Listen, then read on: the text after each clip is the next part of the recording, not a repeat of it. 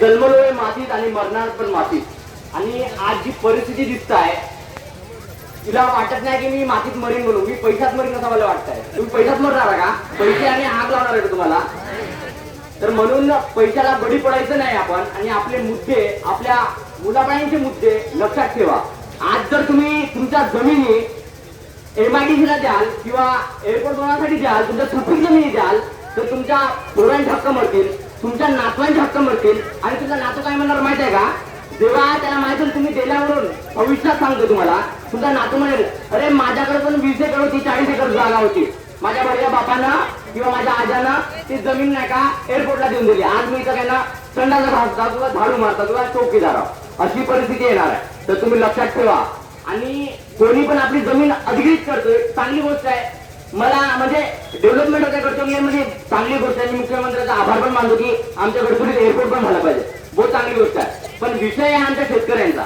आज आमच्या शेतकऱ्यांचे जे हक्क मरत आहेत, त्यांच्या मुलाबाळांचे हक्क मरत आहेत, भविष्यामध्ये हक्क मरत आहेत, त्यांच्यासाठी जबाबदार कोण? तुम्ही घेणार आहे का रिस्पॉन्सिबिलिटी? आमच्या पोटापर्यंत पोहोचणार आहे का तुम्ही? नाही ना. तर मग तुम्ही आमचा हक्क कसा काढू शकता? आज हिरापूर ज्या क्षेत्रात आता एअरपोर्ट बनत आहे त्याच्यासाठी 76 कोटी 76 कोटी ही रक्कम देण्यात आली. तुम्हाला सांगतोय 612 एकर जमीन ही खासगी जमीन अधिकृत करण्यात आली हिरापूर क्षेत्रात. आणि तुम्हाला सांगतोय जर तुम्ही विचार केला तर एकरी किती रुपये पडते माहितीये का? फक्त 12.5 लाख रुपये. फक्त 12.5 लाख रुपये तुमच्या एकरी किंमत. अरे आमच्या जमिनीला ही किंमत आहे, तुम्ही आमच्या जमिनीला ही किंमत देता तुम्ही? अरे चुकीचे धोरण आहे. तुम्ही सांगतोय मी तुम्हाला, आज जेव्हा तुम्ही नागपूरमध्ये न्यू स्मार्ट सिटीवरून उभारताय, तुम्ही तिथं 2 कोटी रुपये 1 एकर, 4 कोटी 1 एकर देत आहे, आणि आमच्या गडचिरोलीच्या शेतकऱ्यांनी थट्टा करताय तुम्ही.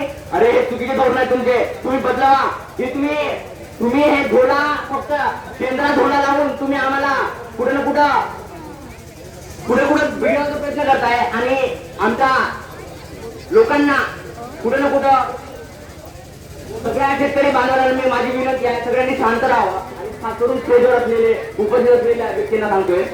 आणि आज तुम्हाला अजून एक मुद्दा माहित असेल, आपल्या गोरगरिबांना किंवा आपल्या शेतकऱ्यांना माहित असेल, आज जयरामपूर आणि मुजरी क्षेत्रात फक्त त्यांना 12 लाख रुपये प्रमाण शेतीतून त्यांची काही लोकांची अधिकृत करण्यात आली आणि जडजबरी करण्यात येत आहे. आणि कोणतरीमध्ये काही लोकांची जमीन जी आहे ते अधिकृत करण्याचा गट रचले जात आहे, आणि हे कुठं चुकीचं आहे. आणि त्यांच्या जमिनीवर तुम्ही वर्गंपन करून आणि कुठे कुठे हे चुकीचं आहे, आणि हे कुठे कुठे चुकीचं आहे.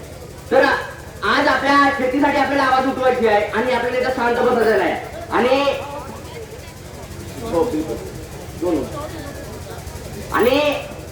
आमचे हक्क आहेत, आणि आम्ही शेतकरी आहे भाऊ. तर आज परिस्थिती आहे, आज आमच्या भेंडाळ क्षेत्रात आज भावबंदाची बोलू नको. आम्ही कोणाला ठेवत नाही. मी शेतकऱ्याचा मुलगा आहे, आणि माझ्या जमिनीसाठी माझी स्वतःची शेती जात आहे भेंडाळ क्षेत्रात. तुम्हाला का मजाक वाटत का? आज मी माझ्या हक्कासाठी बोलण्यासाठी आलोय, आणि लोकांसाठी बोलण्यासाठी आलोय. आज मी सोशल मीडियाच्या माध्यमातून लोकांपर्यंत व्हिडिओ टाकण्याचा प्रयत्न करतो, घराघरापर्यंत जातो, पण सोशल मीडियाच्या माध्यमातून लोकांना जागरूक करण्याचा प्रयत्न करतो. आणि यांना थट्टा वाटतंय, आज तू कमी याच्यामध्ये होत आहे. अरे आमचे आक्रोश आहे, आमच्या स्वतःच्या जमिनी जात आहे, तुम्हाला मजाक वाटतंय? अरे आज आमच्या भेंडाळ क्षेत्रात 14 गावांची जमीन जात आहे, आणि आज कोणी बोलत नाही. आज फक्त नेते येतात, नाही फक्त आश्वासन देतात, झुटे आश्वासन देतात. अरे चुकीचं आहे. आज मुख्यमंत्री साहेब आपल्या घरी जेवण करत असतील किंवा दुपारचं जेवण करत असतील, आणि ते जेवण करत आपल्या बायकोलीवरच्या पोरी म्हणतील का जबरदस्त जेवण बनवलंय, का स्वादिष्ट जेवण आहे. अरे मंत्री साहेब, आमच्या कष्टामुळे तुम्ही तो घास खाताय, आणि तो स्वाद जो आला ना आमच्या शेतकऱ्यांमुळे, हा शेतकऱ्यांमुळे आलाय, आणि तुम्ही आमच्या शेतकऱ्यांनी थट्टा करताय.